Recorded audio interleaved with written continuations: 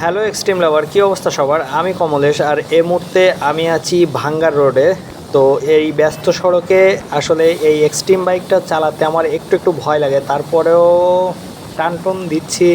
এবং এর ভাইব্রেশন নিয়ে অনেকে কথা বলতে বলেন যে এটার কত স্পিড উঠলে ভাইব্রেশন দেখা যায়। তো আমি একটু ট্রাই করি যে ভাইব্রেশন আসলে পাচ্ছি কি না। তো আমি এই 70, 72, 73 উঠাচ্ছি, এরকমের এসে কিন্তু এখনও কোনো ভাইব্রেশন পাচ্ছি না।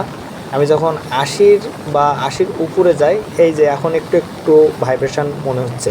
তবে এরকম ভাইব্রেশনটা কোনো বিষয় না, এটা স্বাভাবিক বলা যেতে পারে। কারণ আপনার যখন স্পিড উঠবে তখন তো একটু ভাইব্রেশন হবে, এটা স্বাভাবিক, অল্প একটু। কিন্তু যখন 90+ বা 90 ক্রস করে তখন একটু ভাইব্রেশনটা বেশি হয়। আর এরকম যে 70+, 60-70 এরকম চালালে কোনো ভাইব্রেশন আমার কাছে মনে হয় না, নর্মালি মনে হয়। আর রোড যদি দু চোখ ফাঁকা থাকে, রোড যদি ক্লিয়ার থাকে, আপনি ইজিলি 60-70-80 চালাইতে পারবেন, কোনো সমস্যা ফিল করবে না, এটুকু বলতে পারি। আর আমার কাছে তো তেমনটা মনে হয় না। আর আপনি একটু সাবধানতার সহিত আর কি রাইডটা করবেন, কারণ এক্সট্রিম বাইকের ব্রেকটা যথেষ্ট ধরে, বা এতে যেহেতু এবিএস আছে, এটার ব্রেকিং সিস্টেম যথেষ্ট ভালো, কিন্তু বিপদ কিন্তু বলে আসে না।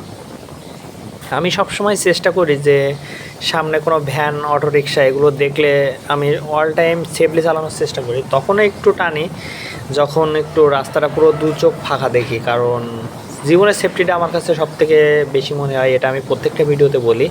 তো এক্সট্রিম নিয়ে এখন এই বৃষ্টির সময় আরেকটা বড় সমস্যা দেখা দিচ্ছে, সেটা হচ্ছে এর এই যে লক। মনে করেন এই যে চাবিটা আমি যখন ঘাড়ের লক করি, তখন খুলতে গেলে মনে হয় যে আমি চোর, বসে আমি যখন অন করতে যাই অন আর হয় না। যখন বারবার ওই চাবিটা নিয়ে নাড়াচাড়া করি তখন সবাই আবার তাকায় যে আসলে গাড়িটা কি আমার। তো বিষয়টা এরকম হয়ে দাঁড়ায়। তো এর চাবিটা পুরো জ্যাম হয়ে যায় একটু অর্ধেক পানি গেলেই।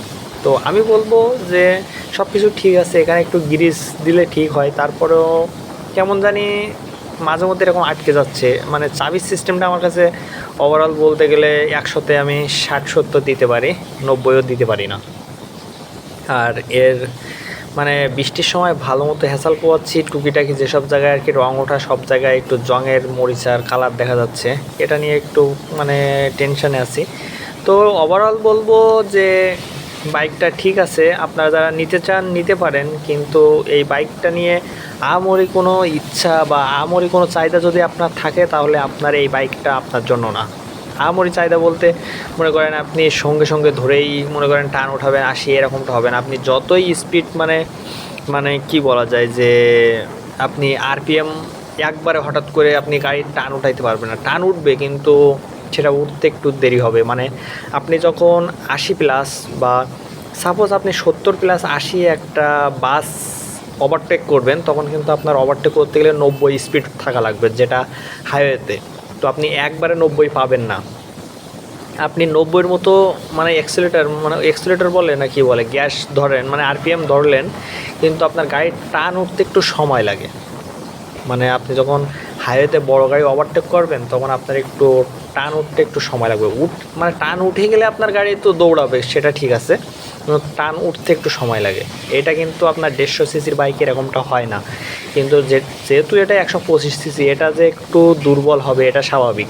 আর এমনি যদি মনে করেন যে আমি না নিজের মতো চালাবো, আমি এরকম টেক্কা দেবো না, আমি আমার মতো করে সুন্দর করে চালাবো, হাইওয়েতেও আমার একটা বজায় রেখে চালাবো, দূরত্ব বজায় রেখে চালাবো, অত তাড়াহুড়া বা টানটোন আমার জন্য না। আমি জাস্ট লুকিংয়ের জন্য বাইকটা ব্যবহার করি, এবং মোটামুটি আমার চলাচলে ভালো হলে হচ্ছে, তাহলে এই বাইকটা আপনার জন্য ঠিক আছে। কিন্তু আপনি ইয়ং জেনারেশানই সব থেকে এই এক্সট্রিম বাইকটা কিনছে।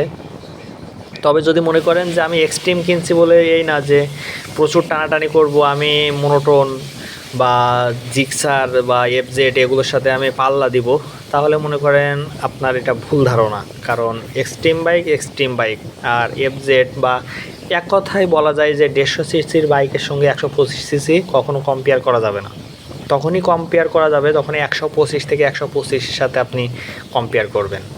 তো এক্সট্রিম বাইকের টান খারাপ সেটা বলবো না, 125 সিসি হিসাবে আমার মনে হয় সব থেকে 125 সিসির মধ্যে বেস্ট কোয়ালিটি এটা। আর এর লাইট যথেষ্ট আছে, কিন্তু হাইওয়েতে আপনার একটু হিমশিম খেতে হয়। ট্রাকের যে বিভিন্ন এখন ফগ লাইট ইউজ করে বা নতুন যেসব প্রাইভেট কারগুলো মানে আসছে দেশে, সেগুলো লাইটের প্রচুর লাইট, এগুলো আপনার চোখে আসলে আপনার লাইট কিছু মনে হবে না। তো আপনি এখানে একটা ইউজ করতে পারেন, মানে যে ফগ লাইট ইউজ করে এগুলো আপনি ইউজ করতে পারেন। তবে এটা ব্যাটারির জন্য সমস্যা হয় অনেক সময় লং টাইমের ক্ষেত্রে। তো আমি বলবো যদি আপনার হাইওয়েতে রাতে প্রয়োজন না হয়, আমি মনে করবো যে এই লাইট লাগানোর দরকার নেই। আপনি যে গ্রামের রোডে চলেন ওভারঅল এর লাইট ঠিক আছে। আর ইঞ্জিন নিয়ে কথা বললাম, ঠিক আছে, এর পার্টসের একটু দাম বেশি অন্য ব্র্যান্ডের পার্টসের থেকে। আর এর হচ্ছে হ্যান্ডেল বার এবং এর যে কি বলে সেফগার্ড, এই দুইটা খুবই নর্মাল, খুবই জঘন্য মতো।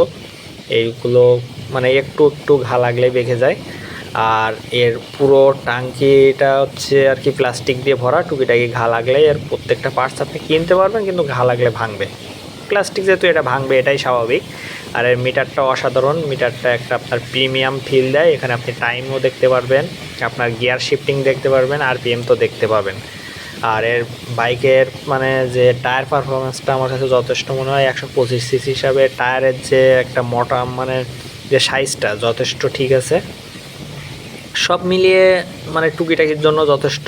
আর হাইওয়ের জন্য আপনি চালাইতে পারবেন, কিন্তু ওই যে আহামরি কোনো বাসের সাথে লড়াই করার মতো এর ক্ষমতা আমার কাছে মনে হয় না। কারণ যদিও আপনি দেন তাহলে সেটা আপনার জন্য ঝুঁকিপূর্ণ হবে বলে আমার মনে হয়। তো সব থেকে সেফটি নিয়ে আপনার গাড়ি চালানো উচিত, ডানে বামে সব সময় খেয়াল করা উচিত, লুকিং গ্লাসে খেয়াল করা উচিত হাইওয়েতে চলার সময়। তো কথা বলতে বলতে আমি ভাঙা ক্রস করে এই যে হাই রোডের সাইডের লেনে চলে আসছি। আর একটু বাদে আমি আপনাদের সাথে আরেকটা কথা বলবো, এক্সট্রিম বাইক যদি আপনারা নিতে চান সেটা আপনারা ভেবে চিন্তে নেবেন। এর পার্টসেরও দাম বেশি, আর এটার যে সব কিছু ডিজিটালাইজড। যদি কোনো একটা সমস্যা হয় ছোটোখাটো মেকানিক দোকান থেকে কিন্তু ঠিক করাও সম্ভব না। আপনি যদি শহর কেন্দ্রিক থাকেন তাহলে এই বাইকটা আপনার জন্য। তো কথা হবে অন্য কোনো এক ভিডিওতে। আজকের মতো এ পর্যন্ত, টাটা। সবাই ভালো থাকেন, সুস্থভাবে রাইড করেন এবং সবার জন্য শুভকামনা রইল।